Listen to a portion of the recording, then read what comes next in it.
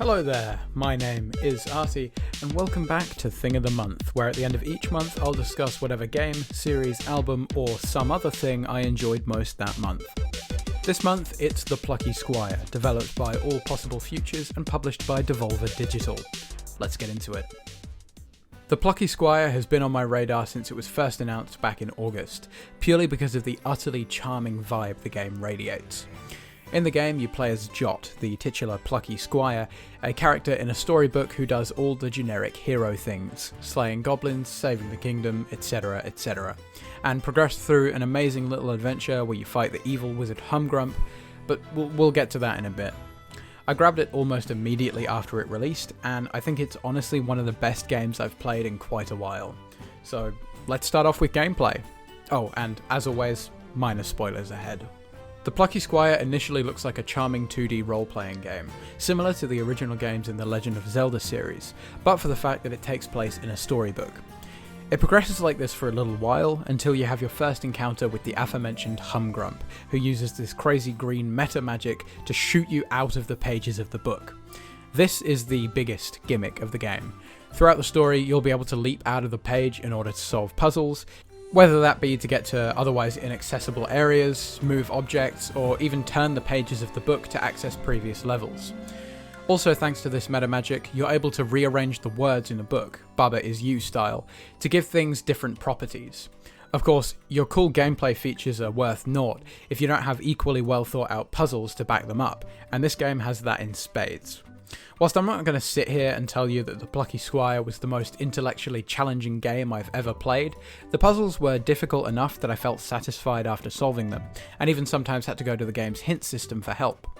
Whilst I will admit that it can be a bit handholdy at times, especially when it's introducing a new gameplay element, it never really got on my nerves too much. But, puzzles aside, let's look at combat. The Plucky Squire's combat is very simple, but still very satisfying. A statement which really sums up the whole game, to be honest. Jot has a sword which you're able to do all of the standard RPG stuff with.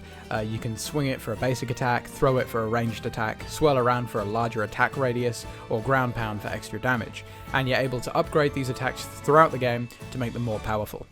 Like I said, it's nothing special, but it was still fun and definitely got me through the game. But one thing I think the Plucky Squire really excels in is its mini-games, which are scattered throughout the game, typically in place of boss battles. Rather than just swinging your sword at a bullet sponge until its health bar drops to zero, this game opts for a much more fun approach of having you play little games, many of which seem like homages to other games. The Rhythm Heaven fight with the Mega Eagle, the Bubble Witch fight with the Mage, and the Face Raiders fight with Humgrump all come to mind. In my opinion, these were absolutely the highlights of the game, and I had loads of fun with them. Overall, the Plucky Squire's puzzles, combat and minigames make it an amazing gameplay experience, apart from a couple of small bugs I encountered throughout, but that's to be expected with any new game. The only minigame I really had difficulty with was the Pip stealth minigames, where you had to move to the rhythm while sneaking past guards. A great idea overall, but it felt a bit clunky at times for some reason, as you may just not have moved when you hit the move button. Other than that though, awesome gameplay. Let's move on to the plot. The Plucky Squire is, of course, set in a storybook, and as such, the plot really feels like something ripped straight out of a storybook. It's really simple. You're the hero and Humgrump is the big bad evil guy. No complex moral quandaries here. I absolutely love the simplicity of the story. Not only did it feel nostalgic, but super refreshing too. You could just kick back and not really think too much about what's going on, spending all that brain capacity to just enjoy the game instead. My only criticism would probably be the length of the game as a whole. I personally completed the main story in 8.5 hours, collecting most of the hidden collectibles along the way. That said, I still really enjoyed the story, so it's not much of a bother. The characters were also a highlight. Each of the main characters are amazing, and all of them have really bubbly, unique personalities. My personal favourite is either Thrash, the metal mountain troll, or Minibeard, who is an absolute G. As I mentioned earlier, Humgrump is also a great villain. Just the classic, cartoonishly evil bad guy who wants to take over the world. I love it. Each of the characters you meet along the way are great as well. Paige the Bookworm, Zip the Rocket, I could go on. But let's talk about graphics instead. Now, I don't usually talk about graphics in these, but I just had to make an exception for the Plucky Squire. I've already mentioned twice how charming this game is, and I'm gonna do it again because that's the exact word for this game. The Plucky Squire's art style is nothing short of utterly charming. In the 2D world, the game has this beautiful, cartoonish, bubbly, and incredibly vibrant style, and in the 3D world, the game is equally cartoonish and vibrant, with excellent level design that incorporates things you'd actually tend to see on a child's desk. It's amazing. I cannot properly tell you with words how much I genuinely adore this game's art style, and I'd really love to see more games like it. I'll also give the soundtrack an honourable mention.